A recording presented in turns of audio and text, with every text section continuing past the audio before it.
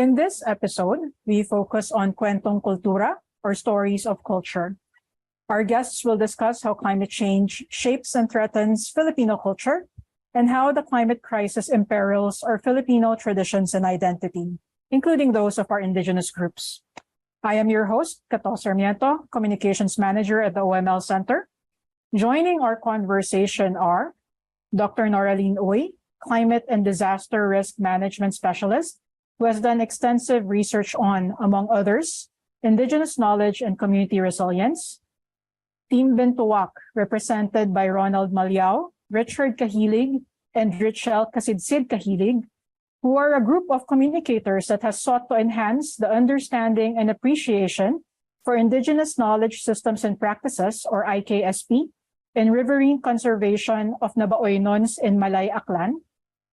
And Robert Mansalo-on, Cahapon, is co-founder of Salumayag Youth Collective for Forests and is a member of the Manobo-Kulamanun indigenous community in southern Bukidnon.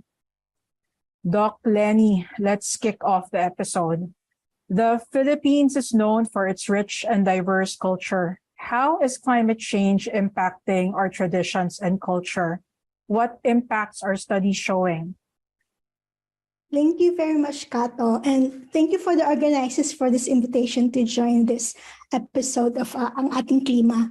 So I will respond to your questions with this presentation, if you would just allow me to pull up my presentation.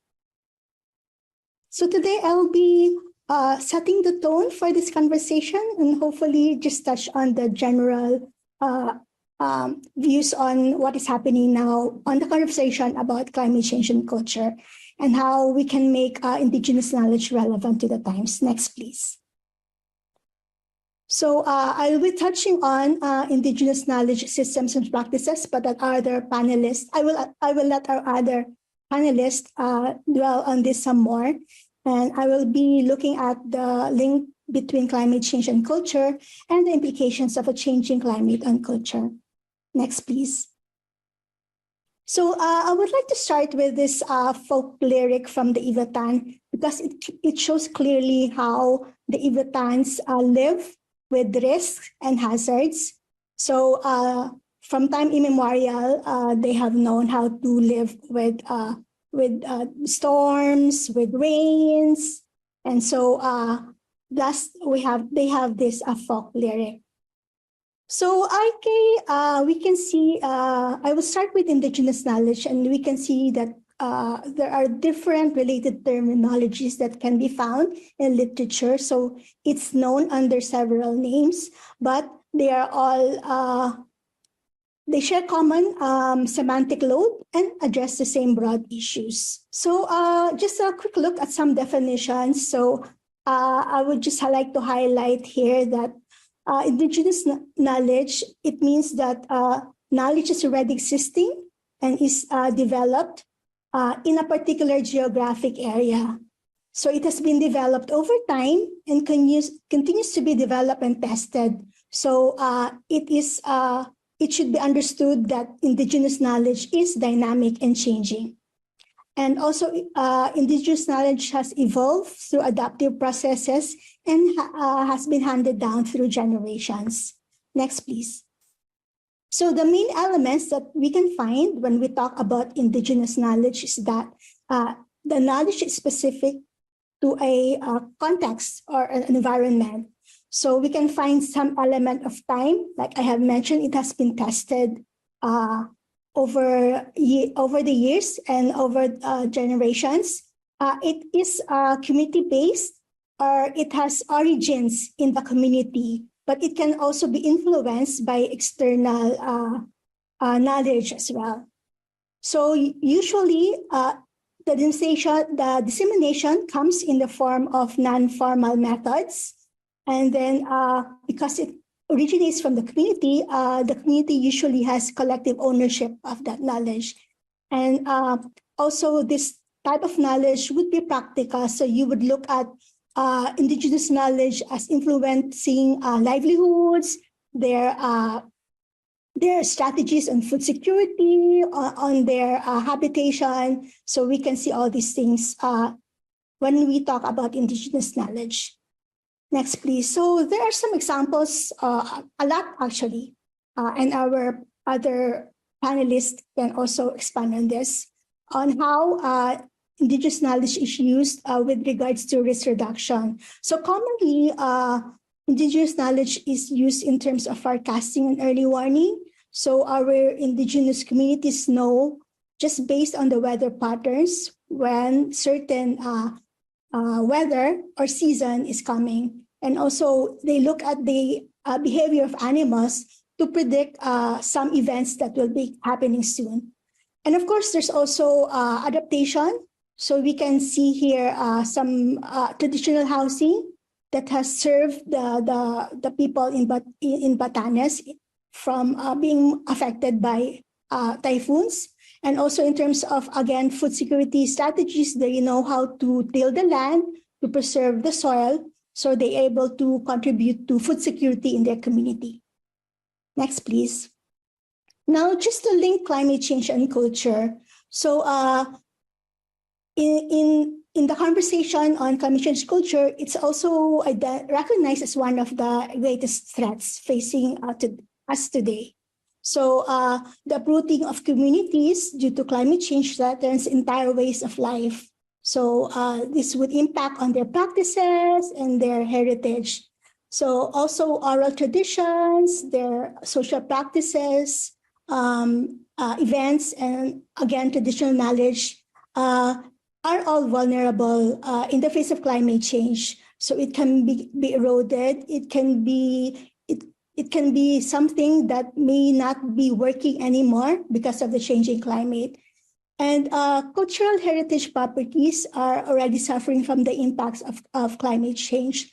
So again, we see how our cultural heritage assets are affected by floods, by typhoons, by droughts. And finally, climate change also contributes to lost economic opportunities from cultural tourism and from income sources of our cultural and creative industries. Next, please.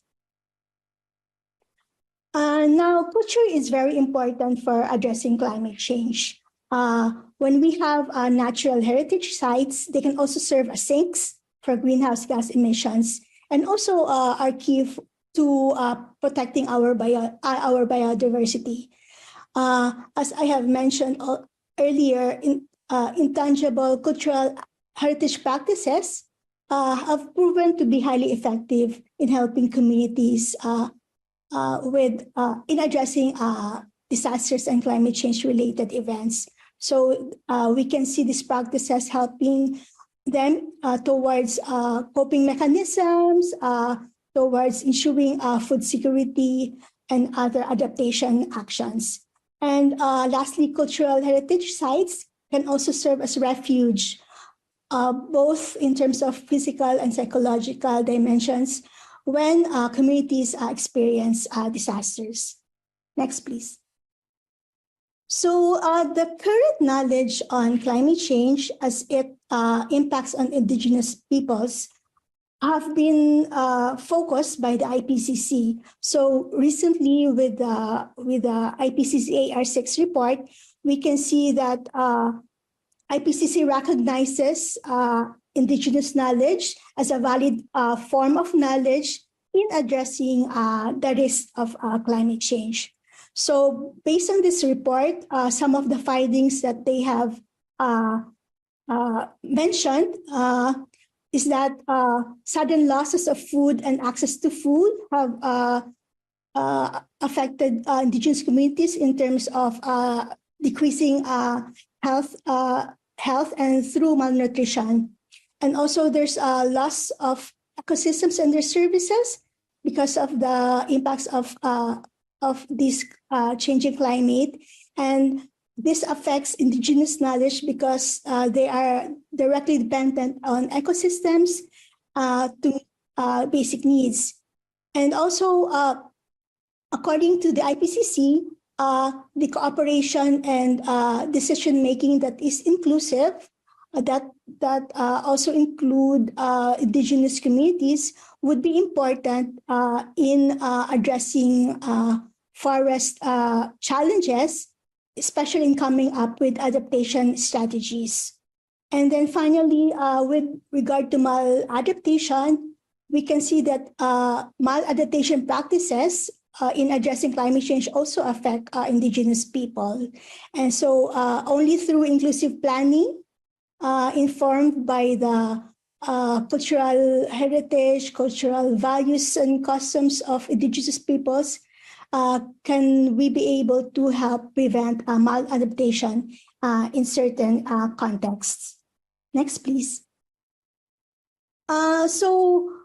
Because of that, we have seen that there's increasing attention that's being given to indigenous knowledge in terms of risk reduction. So this is because risk reduction is a social issue, so it affects everyone, and also everyone has the capacity to contribute to risk reduction. And at this point where we see changing risk landscape, we have already observed intense impacts of climate changes. We really need to be able to understand what is happening on the ground, because our local people are the local experts, and they can see how better to address risk reduction at their level. So we should be able to see what are the hazards, what are the exposure, what are the vulnerability and adaptive capacity that is available on the ground to be able to address risks. And indigenous knowledge is also referred to as a resource, because it informs on how they look into livelihoods, in their food security decisions, and then finally, IK can also be a basis for local decision making, because it can inform what adaptation actions need to be done at the local level, informed by the knowledge of everyone in the community. Next, please. So there are arguments to using or not using indigenous knowledge in climate change and DRR.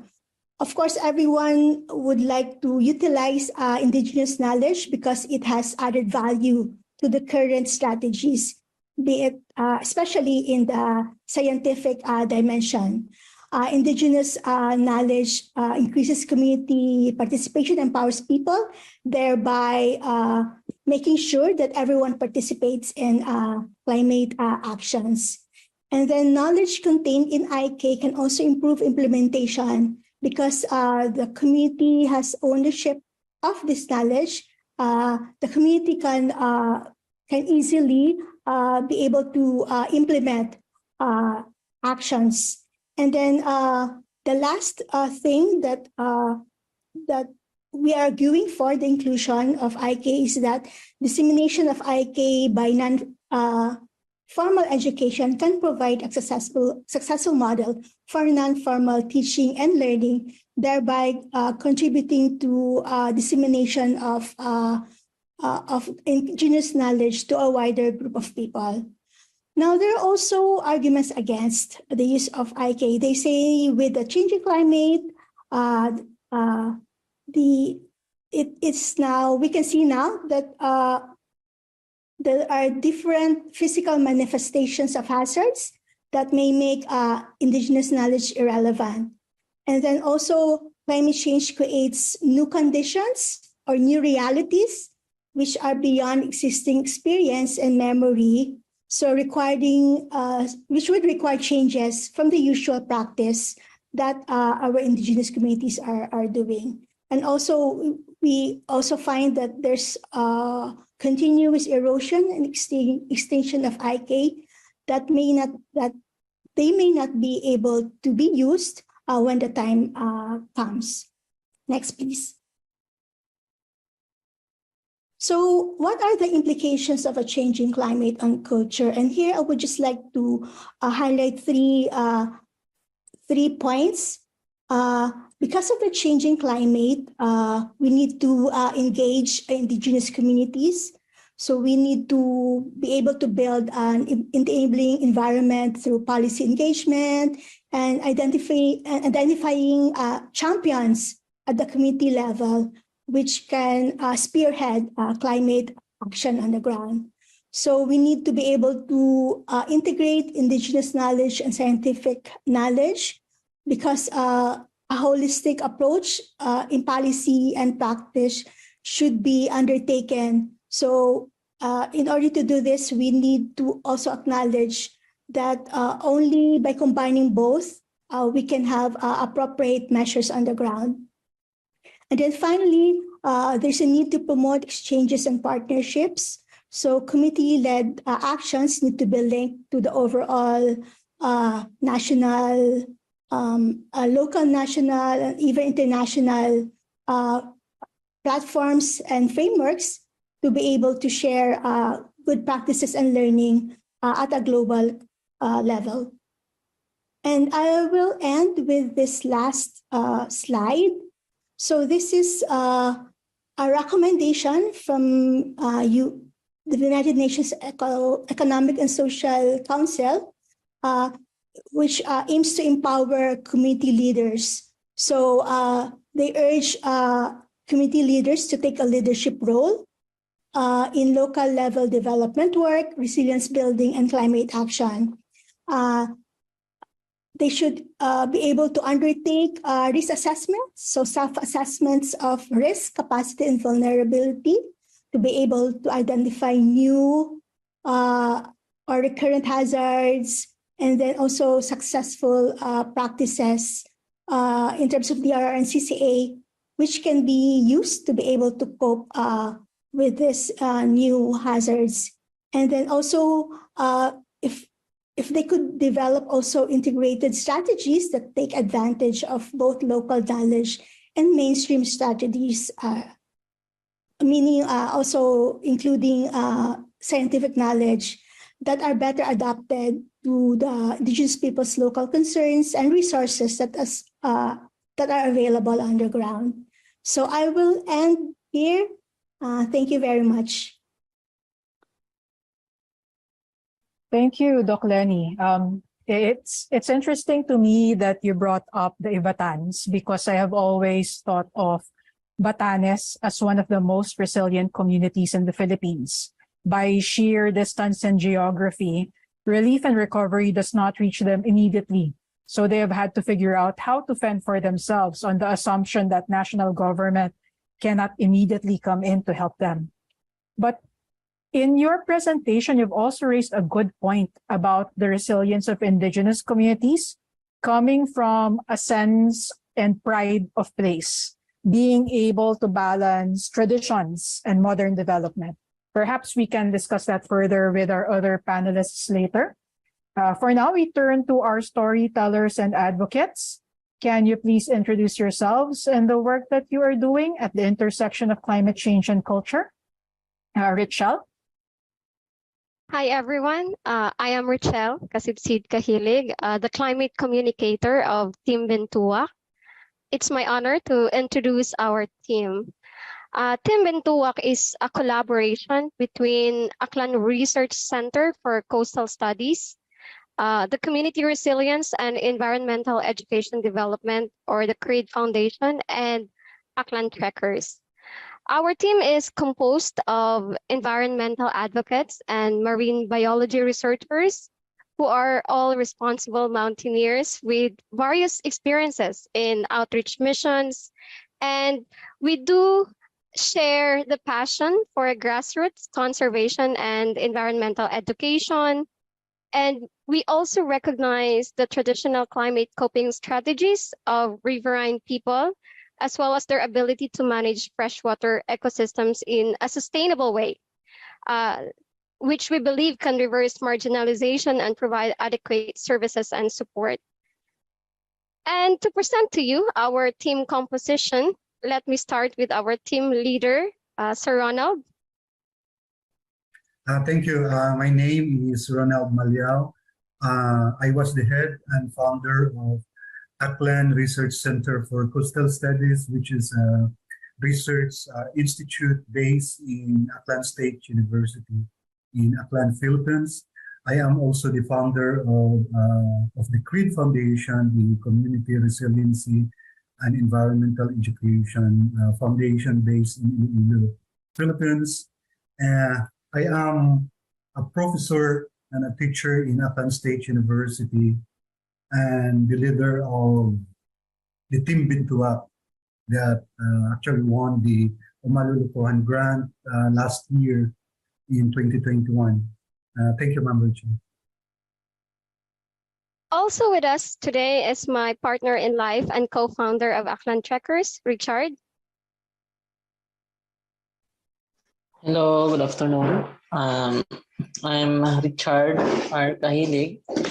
I am the field researcher of Team Bintuwak, and now I am working as a field team leader in an NGO in partnership with the Bristol Zoological Society. We're doing wildlife research in the Northwest Panay Peninsula Natural Park. Thank you, Ritchel. So from the Batanes to Malay Aklan, we moved to Southern Bukidnon, Sir Robert. Pasensya na hindi ko ma-on yung video ko kasi napaka-ulan dito sa amin. And so, ang grupo namin ay tinatawag na Salumayag Youth Collective for Forest. Isa itong maliit na grupo na nakabase sa komunidad, isang indigenous youth-led. May 4 kami na co-founder nito. 2 kaming tribal indigenous people galing sa Bukidnon, ang isa Higaonon, Marky, Elnar, and si Amor Paredes yung isa namin na co-founder na siya yung nagagawa ng mga proposals, documentations ng mga programs namin, and si Raisa Javier para sa aming graphics. And may 4 kami na tinututukan na program sa aming inisyatibo na ginagawa. Ito yung Forest and Farm Regeneration Initiative. Ikalawa is trainings and dialogues. Pangatlo ay ang environmental storytelling, and ang pang-apat is ang social enterprise. So sa Forest and Farm Regeneration Initiative na ginagawa namin, so ginagawa namin na in-engage namin yung community on na kumustahin kung kilala pa ba nila yung mga pananim na dito sa amin at kung paano namin susolusyonan yung degradation na nangyari dito sa amin.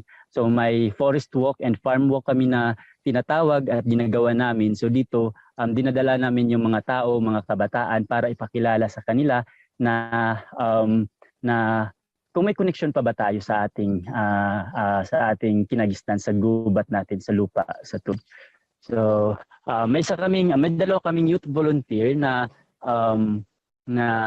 tinitrain namin na makapag-share din sila sa mga practices or sa mga programs na ginagawa namin. So ang isa is isang katutubo rin na nandito nakaugat mismo sa komunidad.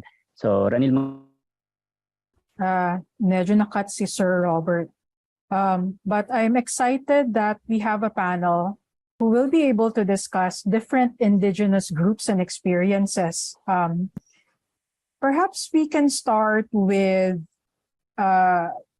we say in the climate change space in the Philippines, what happens on one side of the mountain is different from what happens on the other side of the mountain.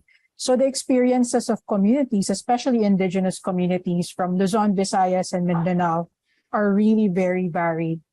What would you say to you are good examples of indigenous community resilience? Anyway, let me pitch in, Ma'am Kato, about that. Because for me, that question is academically very challenging and probably realistically hard to contextualize when you talk about resiliency.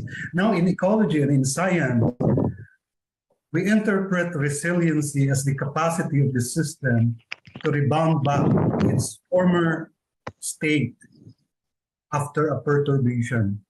But putting this terminology in social sense, there are a lot of different sectors that actually do not like the use of the term resiliency in the context of the people, because that signifies that you just have to return back to your previous state, devoid of adaptability. Well, that's, probably off topic.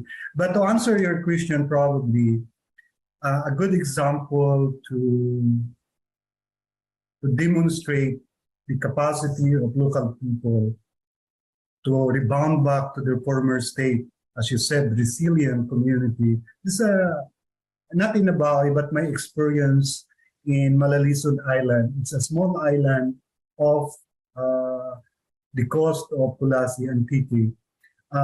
Their island have been losing land cover. 15 years ago, it's a 56-hectare island. Recently, the measurement is now 54 because of change in the level of the sea and erosion. But then they were able to, adapt to this kind of perturbation by managing their corals, at the same time mixing hard technology using like seawall, and at the same time putting artificial coral reef. And this has been implemented by the local government in collaboration with the local people, with the understanding that maintaining their coral reef habitat would be critical and crucial in the impact of climate change in the context of sea level rise. But whether they will be resilient in 10 to 10 years or 100 years is a different type of resilience. But this is a very good example in my end, how local community that are marginalized and actually vulnerable are actually adapting to the inevitable repercussion of climate change, at least in the context of Malalisan. And probably later, I would love to talk more about this community aside from our side on how local knowledge and local people are actually adjusting, probably not going back to their former state, but adapting to the changes of their environment. Thank you. Thanks, Ronald. Gusto kong balikan that idea of building back and moving forward, building forward. But you talked about the resilience of a coastal community. So, Robert, are you there? In Bukidnon, where it's more mountainous and forests, what would you say makes for a good example of community resilience?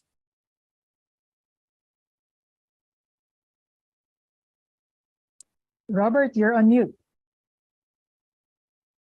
I said, pasensya na kasi wala akong ilaw sa kubo ko. So pasensya na talaga. Okay, sa Bukidnon naman na settings, paano naging resilient yung mga komunidad dito sa amin? Unang-una sa pagkain. Ano yung mga kinakain ng mga katutubo na kahit sa anong panahon is nag-adapt? So ito yung mga root crops. So sa mga root crops dito, kahit na may mga ilang bagyo pang dumaan,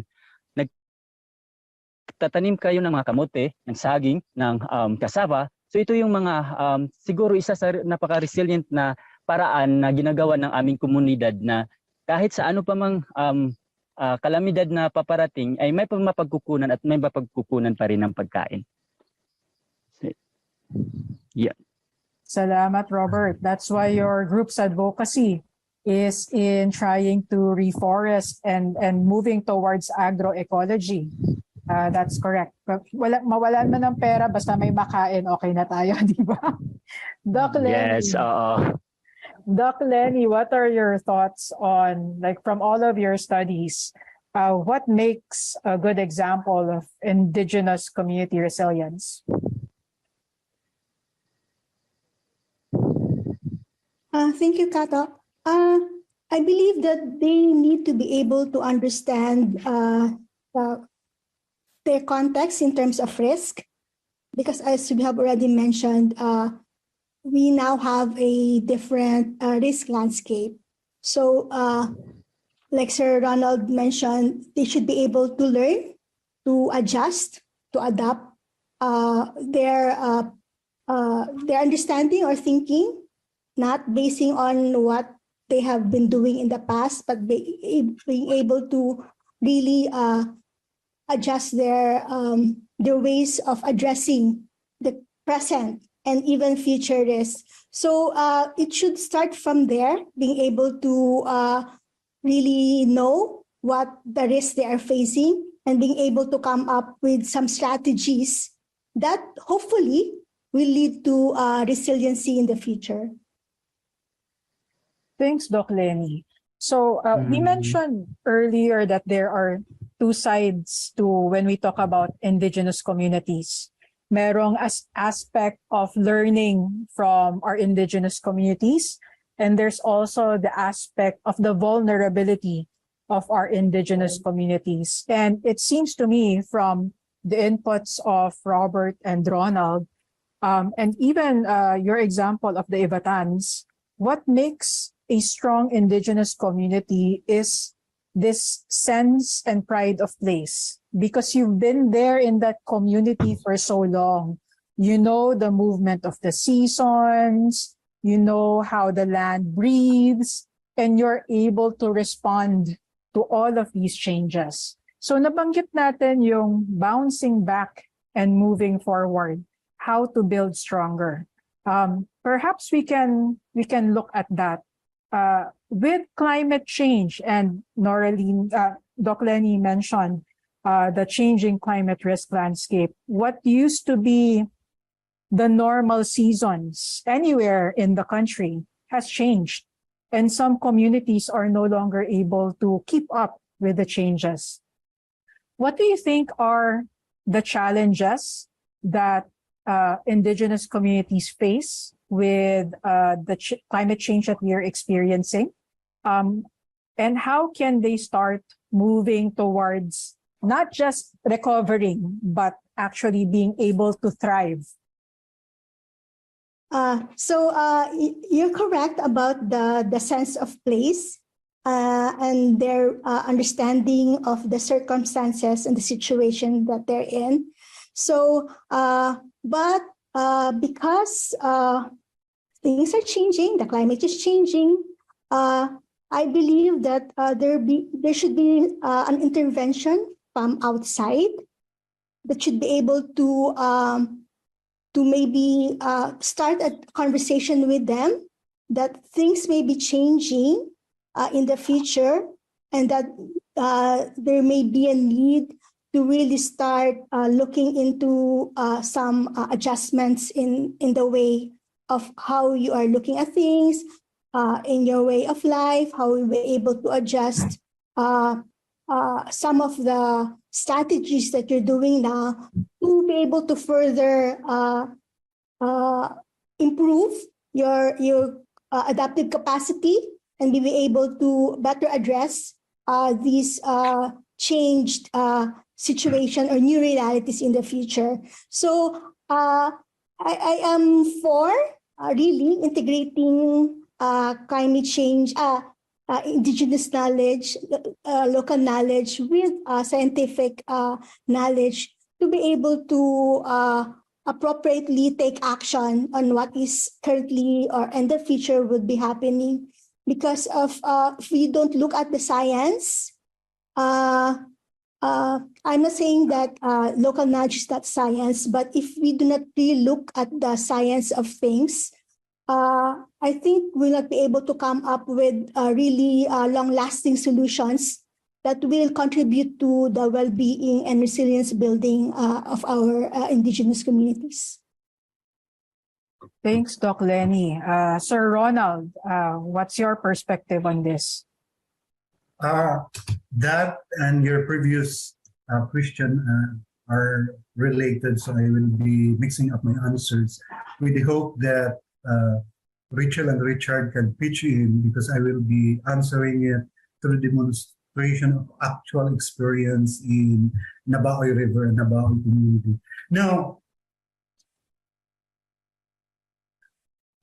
indigenous community and local communities are really at the forefront of climatic battle, because the most vulnerable sector of the community that are sensitive to climatic events are those communities that are resource dependent, meaning they rely on their livelihood and income directly from the resources in the environment, and any perturbation and changes, will really affect this. And one very good example of this is the recent effects of the pandemic. Typhoon Haiyan, for example. These are all connected. Can be connected to climate change, and these are among the impacts that are palpable to the community now and will worsen in the future. And those are good, conversation on the impact of climate change and adaptation would be very practical to contextualize in these events because these are related to the impact of climate change. Now, going back to the Nabaoy in the research area, one dramatic effect that are being felt by the local community is the increasing number and extreme typhoon events that resulted to flooding. Okay, the rainy days are harder. The rainy season affecting their livelihood in many ways. Now, how do they cope up with these recent events, at least in the last 10 to 20 years in the recollection? Traditionally, they are fishing using traditional gears, but with the onset of frequent flooding at the same time, decline of their catch, one of their adaptation, and Richard and Ritchel are more familiar with this because they are really the one who immersed in the community, is to come up with some sort of aquaculture, wherein during summer, to augment their income from actual fishing, they sort of make this a small area alongside the river where they culture small fish that they caught from the river to make it bigger. And aside from this, their agro-system adaptation, wherein they use multiple cropping that is resistant to drought, for example. One of adaptation in local communities with regards to changing climate. So there are many, concrete examples wherein local communities are trying to come up with solution with what they perceive as changing in the environment. Now, example of this is frequent flooding in the river, more extensive drought. So, as Sir Robert have mentioned, the most important component in their survival is to ensure that there is food in the table. And this is probably, in this context, a very good way to look at how community are trying to be resilient, building resiliency in the context of food security. Ritchel, can you expound more on that aquaculture in Nabawe? Ritchel, if I may add, what are the on-the-ground stories you're hearing from the indigenous peoples? How is climate change affecting them directly, and how are they trying to adjust to the changing climate? As for the Nabaoynons, in the context of the locality, the Nabaoy River watershed, the climate crisis are, yes, as Sir Ronald mentioned earlier, the flash floods, the landslides, the exposed routes, uprooted trees, flooded roads and houses, damaged riverbanks, soil erosions, and siltations. These are among the observable climate crises regularly faced by the Nabaoynons. And we in Team Bintuwak believes that Nabaoy is a frontline community and is closest to the problem, and at the same time, closest to the solution. As for the local community, the Nabaoynons, they are amenable of, or they believe that the changing of their landscapes and the effects on their livelihoods are brought by climate change, though they lack the full context of the knowledge, but they know about climate change.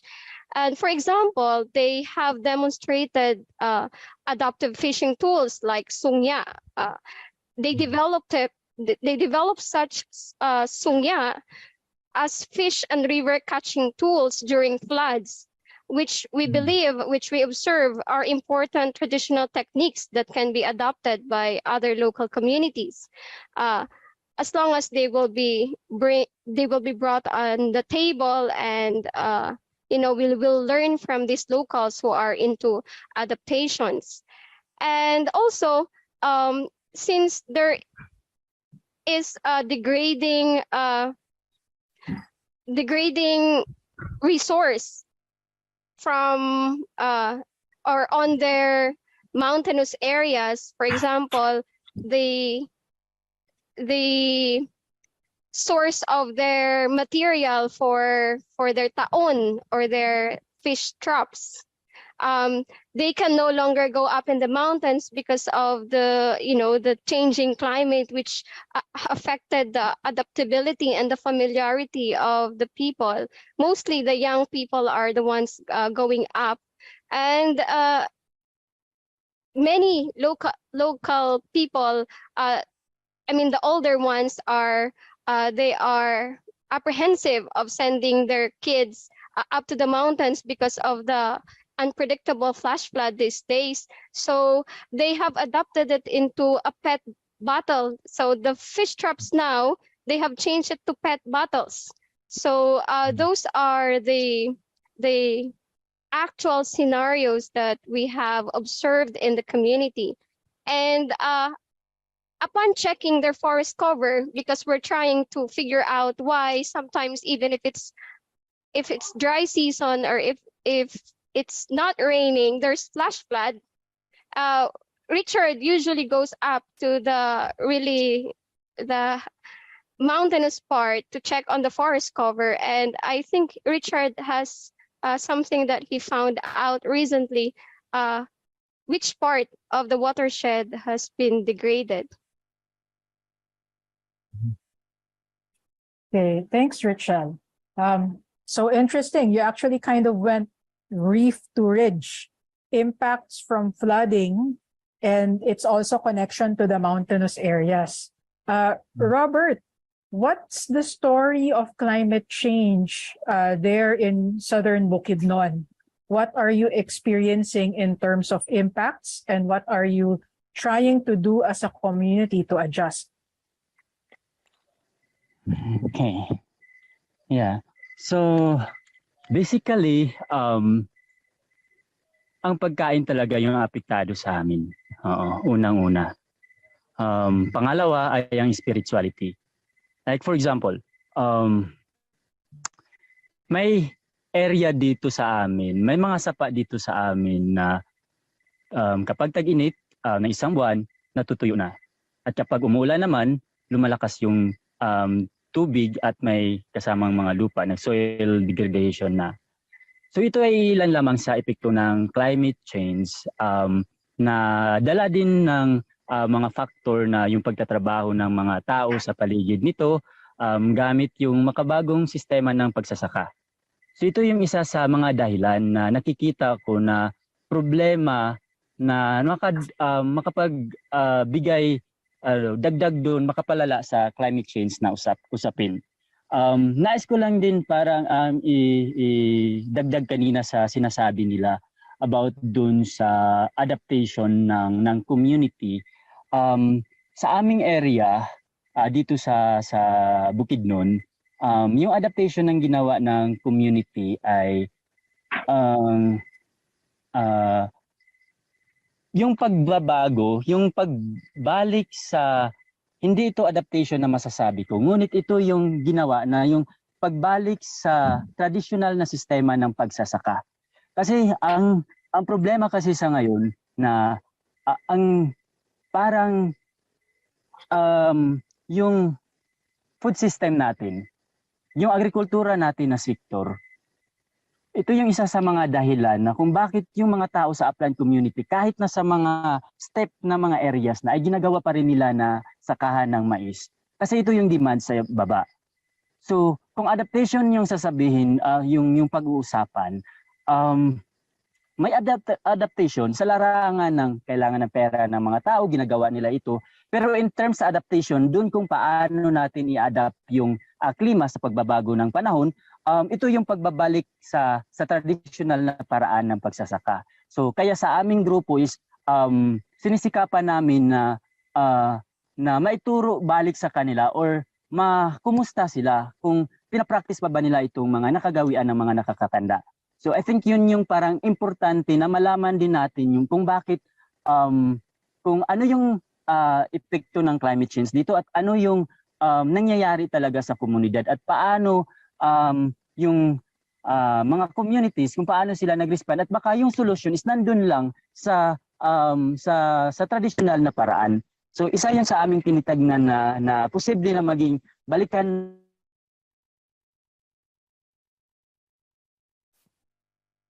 Kapit, Robert, napaka-interesting pa naman ng iyong sharing. Ito yung kinakailangan ng supply sa baba. So I think yun. Sige, Robert, habang nagkaka-issues ka, babalikan kita mamaya. Si Robert mentioned food and spirituality as being part of what is affecting them now, how climate change affects them.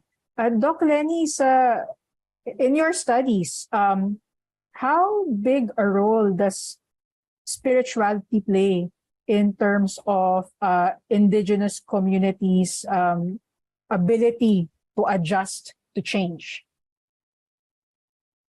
I think much of I think spirituality has to do with the connection to the place, because for most indigenous communities, where they are is not just for them a place where they live, they get their food, but it's also a place where really they can experience their full spirituality, where they can get their strength. And I think that if they can hold on to that, they will be able to really work on doing more positive things in their community. Because like what Robert said, if that's lost, there might not be motivation anymore in remaining in that place, and that would lead to, migration of our indigenous communities to other places, and then resulting to more issues that they will be experiencing, and problems and issues in another place. Thanks, Doc Lenny. Ritchel, among the Nabaoynons, are you seeing this running theme also of the importance of spirituality? Oh, yes. This is something that Sir Ronald is very particular about, because the way he translated it from his science perspective to us people on the ground, the more the local community, or the Nabaoynons in particular, cling on to their taboos, their norms, like they value a certain old tree because they believe a spirit lives there. They don't go fishing on certain period of time, on a particular time of the day, or on a particular day in a week, because of their belief systems. These values are very important for conservation. They are considered as modern conservation toolkit, as Sir Ronald conveys to us, and I think he can expound on this particular issue. Sige, Sir Ronald, before we try to go back to Robert. Okay, now this is a very interesting conversation, because I have the same conversation when I presented my work early 3 months ago in Prague during the European Conservation Biology Conference as part of my work with OML about the impact of religion on indigenous knowledge. Now, I would like to say that spiritually, if not religion, is really the overarching theme of indigenous knowledge. Now, with the understanding that religion in the Philippines, Catholic or any other religion, is actually an amalgamation of that imported religion with local traditional knowledge such as, animism and other traditional belief. For example, in Nabaoy River, there are many social taboos that are being followed by the local inhabitants in the context of their fishing and how they conduct socially. And people are expected to actually follow this. One of this, as mentioned by Ritchel, is that during Tuesdays and Fridays, people believe that more evil spirits are active during these days, especially during noontime, such that they are prohibited to go out fishing. Now, how can you translate this in terms of conservation? Now, 2 days a week that they are not fishing is comparable to temporal reserves, temporal management, where fishing are not allowed, like closed season in traditional fisheries management. Traditional people also believe that they should not be fishing close to big trees. As Ma'am Noralene had mentioned, this is very site-specific because they have sacred places characterized by big rocks, and they are not allowed to fish in this area. Again, this is connected to their belief that these areas are the habitat, the temple of good spirits. And again, we contextualize this into fisheries management so that we can use as policy. Such kind of belief is similar to spatial management measures like marine protected areas or natural parks, which policy should capitalize so that the implementation of regulation will be easily policed, because people will already follow it because it integrates what they believe as sacred into something that is respected by the policy. Very interesting. Again, this is related to religion because they believe in the spirits, good spirits, bad spirits, connected to spirituality in general. Another good example, which is very good, probably unique in Nabaoy, is their traditional belief not to cook invertebrates such as crabs and shrimps. People should not grill it with these crabs and shrimps because they believe that if you're gonna eat it through grilling or sugba, it will produce illness. Now, how can you interpret this? Now, this is, not eating invertebrates without scales, for example, can be traced back to the Old Testament, and then not grilling during special days in a year can be connected to the traditional belief that is connected to Catholicism during Holy Week, if not grilling. So, we have to connect this because all this is a manifestation of belief that is being adapted over, generation of existence. So that's our take for Nabaoy. Thank you. And with that, let's try to go back to the person who first started this venture into spirituality. Robert, can you expound on your experience in the community on climate change and spirituality? So halimbawa, may tinatawag din kami na panuig at saka pangulilang. Ito yung sa pagsasaka. Dahil nga nagbabago na yung panahon natin, ang mga magsasaka, wala na silang tinitignan na cycle sa pagtatanim nila. Kasi ang pag-interpret ng mga magsasaka sa resulta ng climate change ay okay naman kasi umulan naman, or hindi naman natin alam yung panahon, baka uulan, so magtatanim tayo ngayon. So dati kasi sa traditional na pagsasaka is yun na nga, inaalam natin kung kailan yung anong buwan yung magandang itanim ng mais, ng upland rice, ng mga adlay, kung ano ring mga buwan na kung kailan dapat itatanim yung mga root crops natin. So ang nangyari ngayon, dahil nga nagbabago na yung panahon, yung mga magsasaka natin, hindi natin nila tinitingnan yung cycle ng pagtatanim. So apektado nito yung paniniwala natin, yung spirituality ng mga manobo kasi nagbago na yung panahon. Yung panahon ay yung ritual na ginagawa dapat sa ito na buwan, sa ito na panahon, ay yun lang dapat. Sa ngayon, yun yung nakakalungkot na dahil nga sa nagbabago na, paunti-unti na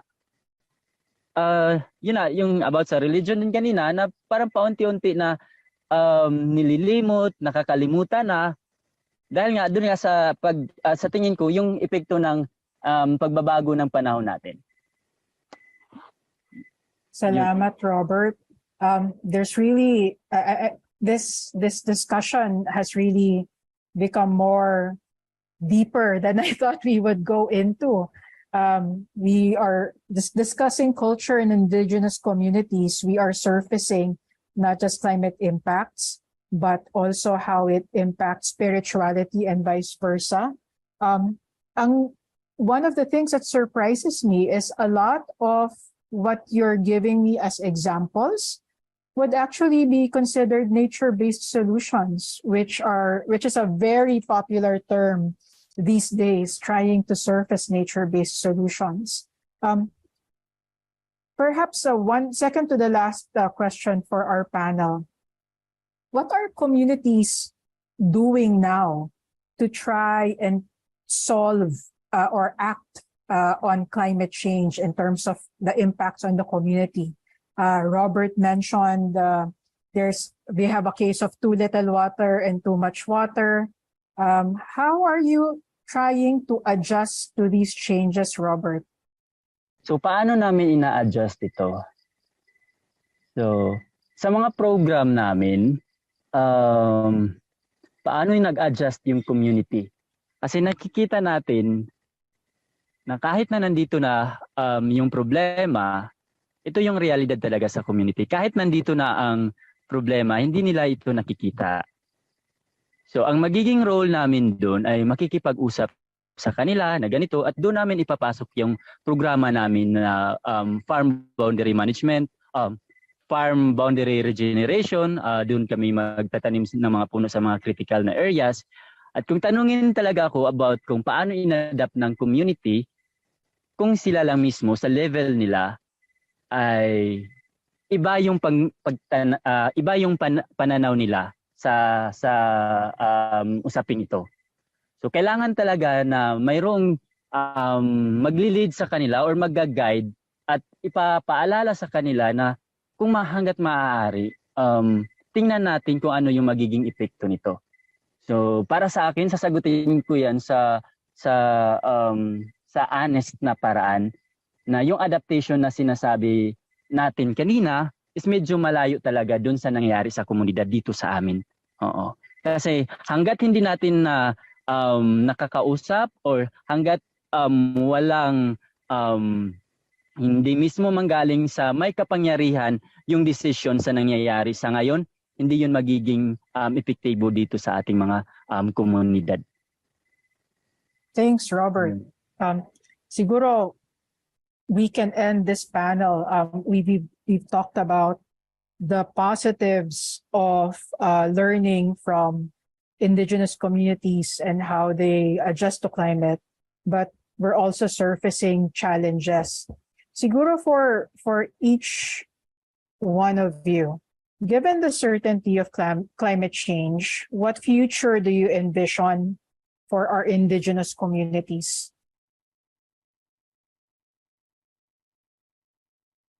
Okay, ako na siguro mauna. Okay. Isa lang sa pinapangarap ng komunidad, na gusto ko sa komunidad ay makita ng komunidad balik yung kaimportante ng komunidad, ng pag-uugali ng mga tao, ng relasyon natin sa kapwa, relasyon natin sa lupa, relasyon natin sa tubig, sa biodiversity.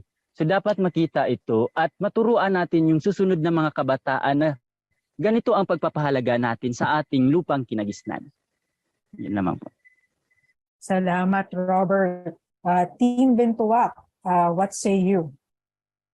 May sasabihin lang po ako, this is connected to what Ma'am Noralene have mentioned. I think her presentation was an excellent presentation covering a lot of things, as well as what mentioned by Robert about to nature. But first, on the technical side, dito sa climate change narrative, at least in the Philippines. Now, we have the Climate Change Commission, and most literature and most conversation and narrative that I heard is focused more on adaptation. Adaptation is a reaction with the understanding that that event is inevitable. What we should focus more, at least in the Philippines, should be more about mitigation, stopping that event rather than adapting from the fact. Now, if you look at the budget of climate change, only around 20% are allocated for mitigation and 80% out of yearly 20 million is for adaptation.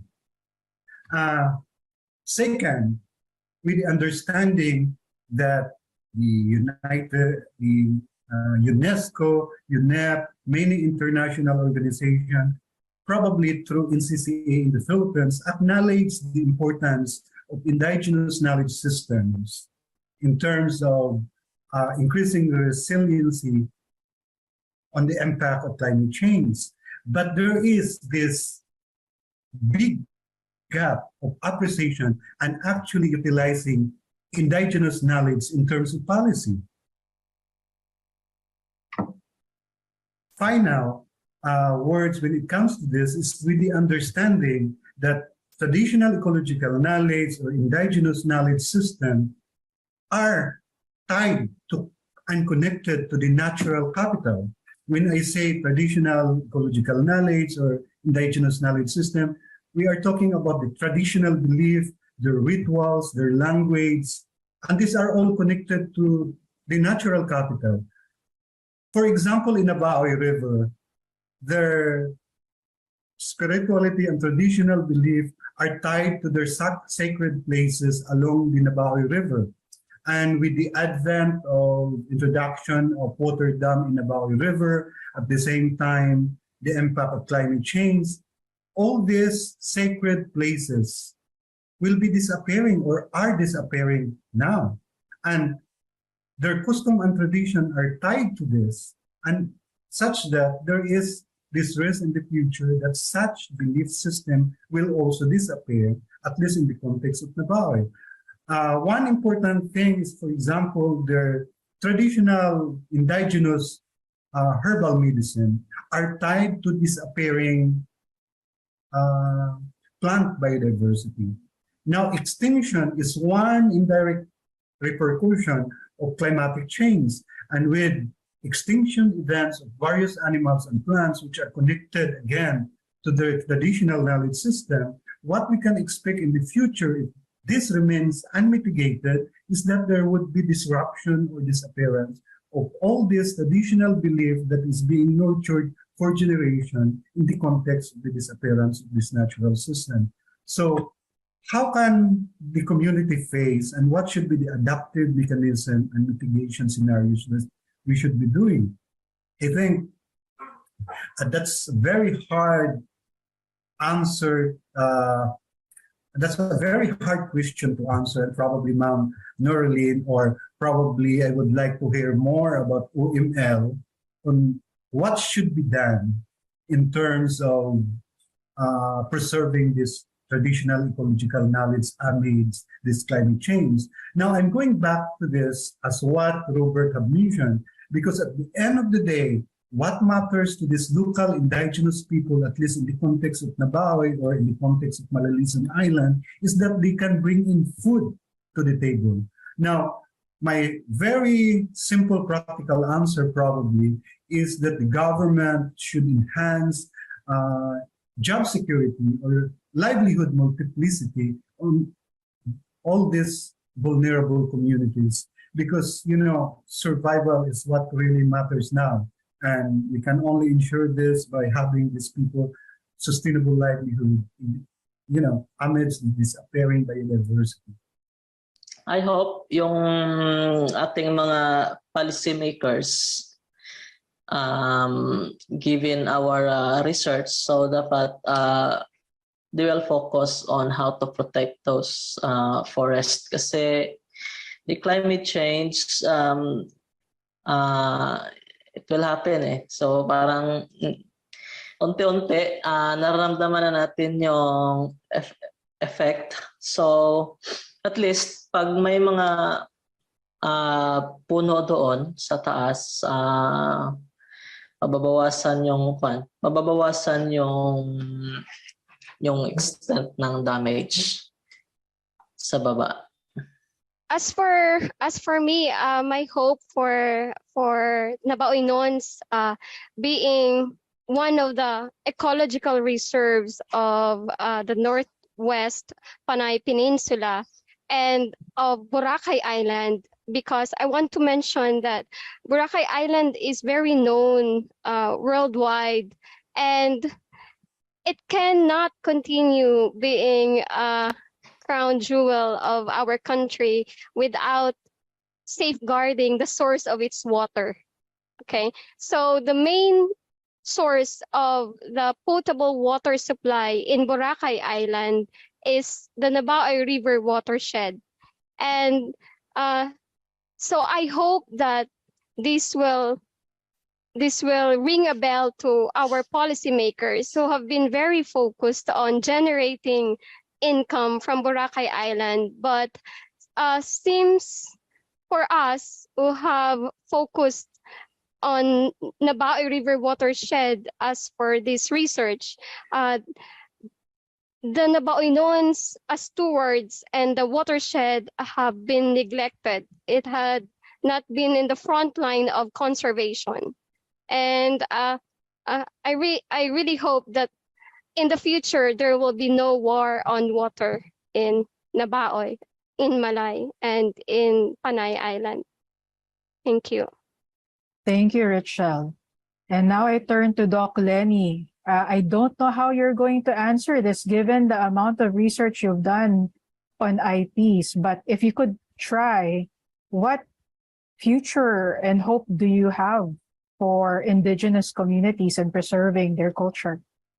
So I'm coming in from the perspective of being a risk reduction practitioner.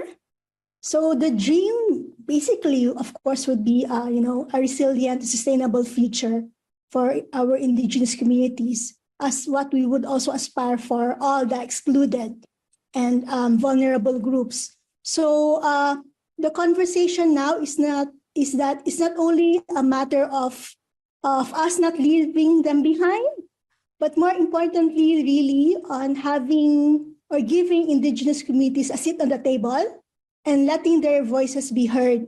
So like we hear in many of discussions on inclusion of late, so they would say that now it's nothing about us without us. So we need to engage them for them to be able to contribute more on resilience building and climate actions that would bring benefits to their community. Thank you, everyone. We started out this conversation trying to simply correlate climate change and our culture, especially our indigenous cultures. And what we're finding is how sense and pride of place can help strengthen adaptive capacities, not just of these communities, but also of other communities. We can learn from each other and enable action with each other. Nature-based solutions, which is a big buzzword in the climate change space these days, can be found in many traditional practices observed by indigenous communities. There's also much to learn about trying to balance traditions with modernization towards sustainable development. We've only looked at a handful of examples of stories of indigenous communities in this episode. And there are many, many more stories of vulnerability and adaptation and connection. I hope we can continue to surface, document, and discuss how these communities are being impacted, how they are adapting and thriving, because there is still much more to learn about indigenous communities. And it's not just about a story of vulnerability. So we would like to thank our esteemed guests for this episode, for the Kwentong Kultura episode, Dr. Noralene of the International Recovery Platform Secretariat, Ronald Maliao, Richard Cahilig, and Ritchel Casidsid-Cahilig of Team Bintuwak, and Robert Mansalo-on Cahapon of Salumayag Youth Collective for Forests.